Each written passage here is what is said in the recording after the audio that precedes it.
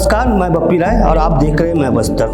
बीते एक माह पहले हम 3 पत्रकार अबुझमाड़ यात्रा पे निकले थे, जिनमें प्रथम थे कमल शुक्ला, जो कि देश और प्रदेश के विख्यात पत्रकार हैं, दूसरा श्रीकांत बाघमारे और तीसरा मैं।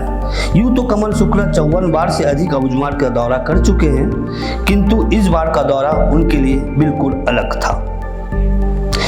यूँ तो हम अबुझमाड़ को बूझने के लिए दुर्गम नदी, नालों, पहाड़ों और कीचड़ भरे रास्तों और सुंदर जंगलों को पार कर बिहारों में पहुंचे थे। हम अबुझमाड़ को तो बूझने के लिए निकले थे, किंतु हम खुद बूझते बूझते बचे। आखिर कैसे, आगे हम आपको बताते हैं। हम तीनों पत्रकार बेहद खूबसूरत और कठिन रास्तों को पार कर जिला मुख्यालय से लगभग 40 किलोमीटर का सफर तय कर ग्राम पंचायत कुतुल पहुंचे। ऐसे तो कुतुल दुर्गम और पहुंचबीन गांव है, किंतु यहाँ आंशिक रूप से प्रशासन का दखल हमें देखने को मिला। हमारा लक्ष्य था कि हम इससे भी अधिक दुर्गम क्षेत्र में जाएं, जहां प्रशासन अब तक नहीं पहुंच पाई, या यूं कहें प्रशासन इन इलाकों में अब तक पहुंचना ही नहीं चाहिए। कुतुल पहुंचते पहुंचते रात हो चुकी थी, इसलिए हमने निर्णय लिया कि कुतुल के घोटुल में ही हम रात्रि विश्राम करें। हम सबने तय किया कि रात्रि विश्राम कुतुल में करने के पश्चात दूसरे दिन भोर बेला में आगे की सफर हम तय करेंगे।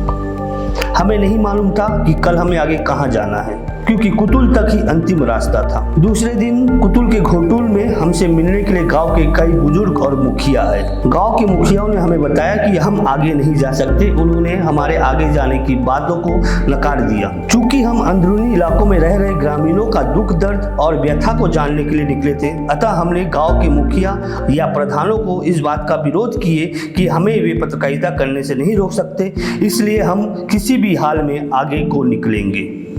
चूंकि यहाँ अंदरूनी इलाका था और इन इलाकों के अलग नियम कानून कायदे होते हैं, और उस नियम कानून कायदे के तहत हमारी मौजूदगी की जानकारी क्षेत्रवासियों को होना चाहिए, जिस कारण हम अपनी उपस्थितियों की जानकारी उन ग्रामीणों को दे दिए थे। अब हमारा अगला पड़ाव और अधिक चुनौतीपूर्ण होने वाला था, क्योंकि हमें नहीं मालूम था कि हम आगे कहाँ जाने वाले हैं और न ही हमारे साथ कोई गाइड था। कुतुल से लगभग 15 किलोमीटर का सफर तय करने के बाद हम एक गांव पहुंचे, जिसका नाम था कोरनार। हम अनजान लोगों को देख पूरे गांव वाले जंगल की ओर छुप गए। बमुश्किल से एक वृद्ध मिला, जिसे हमने बड़े मिन्नतों के बाद अपने विश्वास में ले पाए। उस वृद्ध ने हमें गांव में मौजूद जर्जर और निर्माणाधीन स्कूल को दिखाया, जो कि बीते 5 वर्षों से बन रहा है और अब तक नहीं बन पाया था। गांव के बच्चे स्कूल के नाम पर घोटुल में आते थे।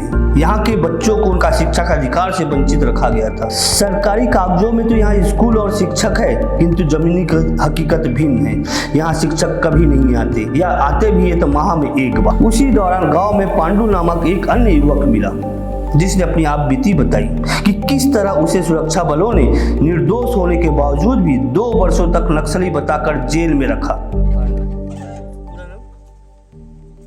पांडु सरनेम क्या है? कुमेटी। अच्छा, क्या हुआ था पांडु तुम्हारे साथ? मेरे साथ कुछ नहीं होता सर, वो घर में आके पकड़ के ले गए। कौन पकड़ के? पुलिस। क्यों? ऐसे चलो साहब उधर तेरे को बुला रहे बोल के तेरे जबरदस्त पकड़ के ले गए। गांव में पुलिस आई थी? गांव में आए थे सर, इधर ही। अच्छा, तुम घर में थे? घर में थे सर। और पकड़ के ले गए। क्या बोल के ले गए? चलो नारायणपुर से छोड़ देंगे बोल के। उसके बाद फिर कितना तो 1 हफ्ता नारायणपुर रखे थे, फिर उसके बाद जगदलपुर ले गए। नारायणपुर कहाँ रखे? थाने में? क्या तो चुलेंगे थाने में। क्या पूछते थे वहाँ पे? वो नक्सलवादी के साथ रहता है, खाना वाना देता है, ऐसे ही बोल के फिर उधर पूछे थे सर, मार मार के पीट के पूछे। फिर मैं थोड़े अकेला देता हूँ, सब तो पूरा देते हैं, चावल वाल देते हैं, बोझो भोग के ले गए थे। फिर चलो तेरे को जगदलपुर जेल में वो खाना खाएगा बोल के उधर ले गए पकड़ के। कितना साल थे जेल में? 2 साल सर जेल में थे जी। फिर वहाँ से फिर निकले, 22 जनवरी हो गए, बड़े हो गए। केस खत्म हो गया? केस खत्म हो गया। अच्छा, ये 2 साल में तुमको क्या क्या नुकसान हुआ? तो वो है सर, मेरा बाल बच्चा है, मेरा घर द्वार पूरा नुकसान है सर। खाना नहीं, कुछ नहीं, कमा के खिलाने वाला नहीं। अब आगे के सफर में पांडु हमारे साथ था। कोरनार से आगे निकलने के बाद हमें कीचड़ भरे खाई नुमा गहरे नालों को पार करना पड़ा। इस दौरान रास्ते में हमें कई दर्जन भालुओं के होने के भी आभास हुए। कई जगह भालुओं के मल भी दिखे। भारी दहशत के बीच हम अंततः बेहद दुर्गम माने जाने वाले गांव धूरबेरा पहुंचे। धूरबेरा आश्रम के 5 दर्जन भर से अधिक युवा खड़े थे, जो कि हमें संदेह भरी नजरों से देख रहे थे। जब हम उन्हें बताए कि हम पत्रकार हैं, तब उनके आंखों में और चेहरों में खुशी की झलक दिखी। इतना लंबा सफर तय करने के बाद अंततः हम उस पड़ाव में पहुंचे थे जिसकी आस लिए हम अबुझमाड़ की यात्रा को निकले थे, क्योंकि यहाँ एक ऐसा पंचायत था जिसने सिर्फ जख्म देखे थे, मरहम लगाने आज तक कोई नहीं पहुंचा था। धूरबेरा आश्रम में रात्रि विश्राम के बाद सुबह हमें गांव वालों से मिलना था, जो कि अपनी व्यथा हमसे साझा करना चाहते थे। अंधेरा क्या होता है, बरसात क्या होती है, बदहाली क्या होती है, धूरबेरा आश्रम में रात्रि विश्राम के दौरान हमें पता चला। यहाँ बिजली नहीं थी, पानी नहीं थी, किसी प्रकार की कोई सुविधा नहीं थी। मूलभूत सुविधा इनसे कोसों दूर था। अब आगे कल सुबह इन ग्रामीणों से मिलना था और ग्रामीण अपनी व्यथा हमको बताने वाली थी। इसी आस लिए हम विश्राम करने के लिए अपने बिस्तरों में पहुंचे। रात्रि विश्राम के दौरान आश्रम के कर्मचारियों ने कई बिच्छुओं को मार गिराया, जो कि हमारे बिस्तर के आसपास मौजूद थे। पूरी रात धूरबेरा में भारी बरसात थी, बिजली नहीं थी, सभी सोलर बैटरी खराब हो चुके थे। सुबह जब हम जाग के उठे तो ग्रामीण हमें गर्मजोशी से अभिवादन किए। उनके लिए हम कौतूहल का विषय थे, क्योंकि आज़ादी के बाद कोई प्रशासनिक अमला तो छोड़िए, आज तक कोई पत्रकार भी इन क्षेत्रों में नहीं पहुंचा था। सभी युवक और वृद्ध हमें घेर कर बैठे थे। महिलाएं भी यहाँ पे आई हुई थी ताकि अपनी समस्या हमको साझा कर सके। सर्वप्रथम ग्रामीणों ने हमें बताया कि उन्हें सरकार द्वारा प्रदान किए जाने वाला भूमि अधिकार पट्टा नहीं चाहिए। हमें ये जानकर आश्चर्य हुआ, जहाँ एक तरफ पूरे विश्व के लोग अपने जमीन के अधिकार के लिए मारामारी करते हैं, युद्ध करते हैं, वहीं दूसरी तरफ इस अबुझमाड़ में मौजूद ग्रामीण अपने भूमि के अधिकार के पट्टे के विरोध में अपनी बातें रख रहे हैं। कारण जान के हम भी हैरान थे। इन आदिवासियों का मानना है कि यहाँ जल जंगल जमीन इनकी है, ये यहाँ के मूल निवासी है। वे इस जंगल और जंगल की भूमि का जहाँ चाहे जैसा चाहे इस्तेमाल कर सकती है। इसके लिए इन्हें किसी की अनुमति की आवश्यकता नहीं है। इनकी बातों में दम था। हम निरुत्तर होकर अगले प्रश्न की ओर बढ़े। हमारे साथ आश्रम में काम करने वाले कई युवा भी थे, जो अधिकृत रूप से छत्तीसगढ़ सरकार के कर्मचारी थे और आश्रम में अपनी सेवाएं दे रहे थे। उन कर्मचारियों ने बताया कि विगत कई वर्षों से वे नारायणपुर जिला मुख्यालय में नहीं जा पा रहे हैं, क्योंकि उन्हें डर है कि अगर वे शहर में गए तो पुलिस उन्हें नक्सली कहकर जेल में डाल देगी। इसके कई उदाहरण भी उन्होंने दिए। ग्रामीणों ने बताया कि वे विकास विरोधी नहीं हैं, उन्हें भी अच्छी जिंदगी की आस है। वे भी अपने गांव में स्कूल, आश्रम, बिजली, पानी, तालाब, आंगनवाड़ी और स्वास्थ्य व्यवस्थाएं चाहते हैं, किंतु सरकार इन मूलभूत सुविधाओं को छोड़ बहाने से गांव में पुलिस कैंप खुलवाने पर अधिक विश्वास रखती है। ग्रामीणों के अनुसार सरकार ने कई दशक पहले इन क्षेत्रों में स्कूल, आश्रम तो खोल दिए हैं, जो कि अब पूरी तरीके से जर्जर हो चुके हैं, किंतु उन स्कूल, आश्रमों में कभी शिक्षक नहीं आते। गांव में उपचार की कोई व्यवस्था नहीं है। पीने के पानी के लिए उन्हें चूहा का इस्तेमाल करना पड़ता है। पुलिस प्रशासन अंदरूनी गांव में प्रत्येक युवा को नक्सली मानकर उनसे अनुचित व्यवहार करते हैं। उन्हें सरकार से केवल दंश मिला है, मरहम कभी नहीं। उन्होंने हम पत्रकारों के माध्यम से स्थानीय पत्रकारों के नाम पे भी संदेश भेजा। वे चाहते हैं कि स्थानीय पत्रकार भी अंदरूनी इलाकों में आए और इन ग्रामीणों का दर्द को साझा करें।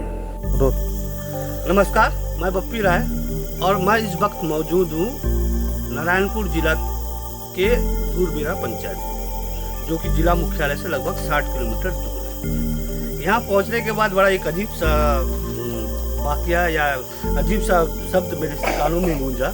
यहाँ के ग्रामीण, जहाँ एक तरफ पूरी दुनिया के लोग अपने ज़मीन के हक के लिए, अपनी ज़मीन के हक के लिए पट्टे की मांग करते हैं, चाहते हैं कि ठोस रूप से उनका ज़मीन हो जाए, इसलिए पट्टा चाहते हैं, शासकीय पट्टा चाहते हैं। लेकिन यहाँ के ग्रामीण पट्टा नहीं चाहते। इनका अलग ही तर्क है। इनका ये कहना कि हमारा जल जंगल ज़मीन, हमको पट्टे से मतलब नहीं, हमको पट्टा नहीं चाहिए।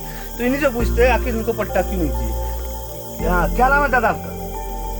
मेरा कौशल कुमार दुर्गा। अभी बोल रहे थे पट्टा नहीं चाहिए, क्यों नहीं चाहिए पट्टा? वैसे हम लोग का जल जंगल अमीलों का बहुत ही हम लोग सब लोग बातचीत करते हैं उनका। हम लोग का ठीक नहीं, हम लोग लूटपाट पूरा एक करते हैं बोल के। अच्छा, ये पूरा जल जंगल जमीन आपका है? ये हम लोग अपना गांव वालों को सब लोग का भारत देश सब ये पूरा लोगों का है बोल। गांव का है आपका, इसलिए आपको पट्टा नहीं नहीं चाहिए? सर। तो गांव में किसी को पट्टा नहीं चाहिए? किसी को नहीं। आपको पट्टा नहीं चाहिए? नहीं सर, हम लोग को पट्टा नहीं, हम लोग जल जंगल के लिए रक्षा करने के लिए हम लोग गांव में रहते हैं, तो इसलिए क्या घर में हम लोग घर बनाए कि हम लोग दुर्बेड़ा पंचायत के इसलिए हम लोग खेती कसन करके हम लोग बच जाएंगे, इसलिए हम लोग पट्टा नहीं कुछ नहीं बोल के हम लोग रोड नहीं, ये लोग पंचायत के चावल आने तक हम लोग बनाएंगे, ज़्यादा सड़क नहीं बना सकते। तो एक बात बताओ यार, पट्टा से तो आपका जमीन आपका हो जाएगा, पुख्ता हो जाएगा सरकारी नहीं। तौर पे, फिर विरोध क्यों करते हैं? नहीं सर, हम लोग फिर खेती किसान कर हम लोग पहले से जैसे दादी पीढ़ी में हम लोग बनाए कैसा खेती गरूर बनाए इस तरफ से हम लोग बच जाएंगे। हम लोग पट्टा और से बनाने तो हम लोग कितने नाप देंगे उतनी तो हम लोग खेत हो जाएगा, तो फिर हम लोग कितने फिर हम लोग पूरे अच्छा, ये पूरा जंगल आपका है, आप जहाँ चाहे खेती बाड़ी करो, ये आपका कहना है, इसलिए आपको पट्टा नहीं चाहिए? जी। तो बड़ा मजेदार बात है कि जंगल ये सच है, बस्तर के आदिवासियों की जंगल है, ये पूरे जंगल को अपना मानते हैं, इसलिए उनको पट्टा नहीं चाहिए। चलो, इसके अलावा भी और गांव में किस प्रकार का समस्या है, ये बताओ। इस प्रकार का नहीं सर, एक ही प्रकार का हम लोग। समस्या क्या है? समस्या बताइए, समस्या क्या है गांव में? किस प्रकार का समस्या है? स्कूल, आश्रम, हॉस्पिटल, क्या क्या समस्या है? आंगनबाड़ी शुरू कर। बताओ। हाँ जी सर, ऐसी है यहाँ ग्राम दुर्गेड़ा में थोड़ा आंगनबाड़ी भी नहीं, आंगनबाड़ी भी चाहिए। और यहाँ थोड़ा स्कूल भी ऐसी तोड़ फोड़ हुआ है, पूरा दीवाल वाल पूरा फटा है, पूरा गिरने लायक है। अभी यहाँ भी थोड़ा बनना चाहिए, और नहीं तो इसी को मरम्मत करना है चाहते हैं। बच्चे आते हैं यहाँ पे स्कूल में? बच्चे आते हैं बच्चे आते हैं जी। गुरुजी लोग आते हैं? गुरुजी लोग आते हैं, उन लोग हमेशा आते हैं कि जी। कभी कभार आते हैं सर, आते हैं हमेशा। हफ्ता में आते हैं। हफ्ते में आते जी, हैं? जी। आते हैं। अच्छा, बिल्डिंग अच्छा नहीं है? अच्छा नहीं है, अच्छा, सरपंच सचिव लोग गांव में आते हैं? नहीं आते हैं सच्ची सरपंच। आज तक देखे हो सरपंच? नहीं देखे। तो सरपंच कैसे बन गया? वो दिन ना पूरा बन गया, तो लोग क्या बोलते हाँ? हैं, वही खड़ा कर दिए, तो अपना वोट जीतने के लिए वही पहले से वो पहले बनाने में थे, लेकिन अभी पहले बनाते थे, जी अभी नारायणपुर से ही सरपंच बन जाता है। सचिव कभी आया है गांव में? नहीं आए। नहीं आए, सचिव कभी नहीं नहीं आया आए, गांव में? नहीं आज तक एक बार भी नहीं देखे हो? नहीं देखे। सरपंच को देखे हो? सरपंच को देखे देखे हैं, हैं, घर में आते जाते हैं नारायणपुर देखते हैं, लेकिन यहाँ नहीं आते, गांव में नहीं नहीं आता है। आते। पेंशन बांटते नहीं पढ़ते। पेंशन नहीं बढ़ता नहीं बढ़ता। गांव में किसी को पेंशन नहीं मिलता? नहीं हैं। मिला है 2 साल हुआ है। 2 साल 1.5 साल ऐसा हुआ। कितना 2 साल हो गया? 2 साल किसी का हुआ है। गांव में पेंशन ही नहीं मिलेगा? नहीं 2 साल कोई भी पेंशन नहीं मिलता, वृद्धा पेंशन सब कुछ भी नहीं कुछ मिलता। नहीं मिलता। कुछ भी नहीं मिलता। नहीं मिलता। किसका 1 साल का बचा है, किसका 2 साल, किसका 7-8 महीना वैसे बचा है। हमारे साथ एक रसोईया भी है, कमलू आओ इधर आओ इधर। हमारे साथ एक रसोईया है दूरबेरा पंचायत का। मध्याह्न भोजन बनाते हो आप? मध्याह्न भोजन बनाते हो? बनाते हैं। तो मध्याह्न भोजन पेमेंट मिला आपको? पेमेंट कब से नहीं मिला आपको? नहीं मिला सर। कब से नहीं मिला? 1 साल 1 साल हुआ है। 1 साल हो गया नहीं मिला पेमेंट। क्यों नहीं मिला? नहीं मालूम। ये बोल नहीं पा रहे हैं, लेकिन मैं आपको इनका किस्सा सुना दूं। 1 साल से इनको पेमेंट नहीं मिला। पेमेंट इनके खाता में जमा हो जाता है, लेकिन ये पेमेंट निकालने के लिए नारायणपुर नहीं जा सकते। कारण है इनका इस बात का डर है कि अगर नारायणपुर गए तो पुलिस इनको पकड़ लेगी और नक्सल मामले में इनको जेल में भेजेगी। इससे पहले भी एक बार ये जेल लगभग कितना दिन थे पुलिस थाना में? कितना दिन थे? एक हफ्ता। 15 दिन। इससे पहले भी एक बार इनको 15 दिन के लिए पुलिस गिरफ्तार कर ली थी। और अभी इस बात का इनको डर है कि अगर ये नारायणपुर गए तो पुलिस इनको पकड़ लेगी और नक्सल मामले में डाल देगी, इसलिए ये नहीं जा पाते। आप भी हो? आप भी मध्याह्न भोजन? मैं भी मध्याह्न भोजन में काम करता कब से पेमेंट नहीं मिला? हूँ। मेरे को भी 1 साल हुआ है सर। इससे पहले मिलता था? पहले भी नहीं मिला। पहले अभी तो शुरुआत तक सर। पिछले साल से शुरू हुआ। लिखा कागज पढ़ाई लिखाई उखाई में हुआ है कि ऐसे ही बना रहे हो? नहीं बना है सर। बनाया है? वगैरह चीज़। तो आप क्यों नहीं जाते नारायणपुर? क्यों नहीं जाते? जाते रहता हूँ सर, लेकिन जमा नहीं हुआ है। किया तो ऑफिस में होगा, किया तो बोलते हैं सर लोग पूछ जाता है। लेकिन 1 साल से आप काम कर रहे हो? जी अच्छा, तो गुरुजी लोग से पूछने से गुरुजी क्या बोलते हैं? जमा होगा ऑफिस में, बैंक ऑफिस में जमा होगा बोलते हैं। अच्छा, एक बात बताओ, वृद्धा पेंशन तो गांव के लोगों को मिलता नहीं है, नहीं। तो कैसे करते हैं फिर? पहले सचिव सरपंच पहले थे, उन लोग देते थे, लेकिन अभी सरपंच बना और एक सचिव उनके हाथ में अभी से नहीं मिला। अच्छा, 3 साल से अभी नहीं मिल रहा, उससे पहले मिलता था। जी। और क्या क्या समस्या है? और क्या समस्या है? और ये राशि दुकान सोसाइटी का ये समस्या है, पूरा तोड़फोड़ हुआ है, इसको नया बनना चाहिए। नया बनना चाहिए। जी। तो अब इसका राशन कहाँ रखते हो सोसाइटी का? वहीं रखते हैं अभी अंदर, तो स्कूल में रखे हो? वहाँ नहीं हो रहा है जगह, अच्छा, वहाँ फुल हो गया, फेंक हुआ है जी, तो पूरा टूट गया है। टूट गया।